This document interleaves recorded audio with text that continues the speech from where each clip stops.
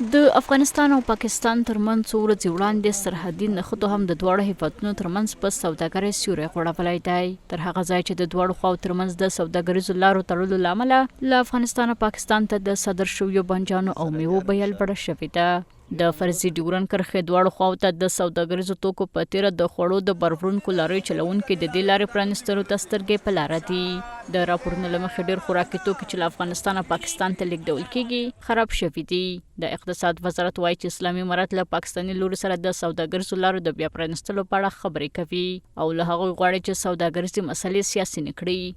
تلاش امارت اسلامی است که تمامی گذرگاه‌ها از جمله گذرگاه ترخم هرچه عاجل باز شود.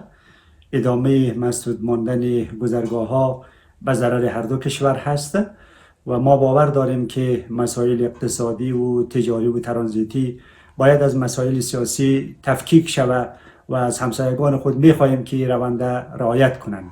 خو یو شمېر اقتصادي کارپوهان د اقتصادي او سوداګریزو دهلیزونو د تړلو پایلې د دواړو هیوادونو لپاره زیانمنونکې ګڼي.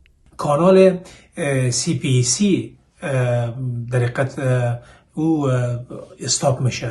کانال سی پی سی یا دهلیز سی پی سی اون چین و پاکستان اکونومیکال کوریدور است که از طریق افغانستان آسیای میانه رو وصل میکنه. چین از طریق افغانستان وصل میکنه و این در حقیقت یک نوع پاکستان یک نوع امتیاز استراتژیک منطقوی میتبرش که هم از میان برداشته میشه.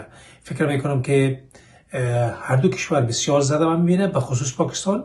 کله چې په دغه برخه کې ستونزه رامنځته شي نو په دواړو هیوادونو باندې خپل تاثیرات لري او دواړه هیوادونه د دغه بندیدو څخه متضرر کېدلی شي. ترڅنګ کې چېرته موږ وګورو په دغه بندر کې ډېر خلک ورځني فعالیتونه ترسره کوي، کارونه کوي او له دې لارې مالي امکانات ترلاسه کوي. کله چې دغه لاره بندیږي یا هم ستونزه پکې رامنځته کېږي نو د دوی خلکو کاروبارونه په ټپه ودرېږي. د افغانستان توکي د پاکستان له لارې هند او د نړۍ نورو بازارونو ته رسیږي، په داسې حال کې چې د پاکستان توکي د افغانستان له لارې منځنۍ اسیا او روسیې ته ځي.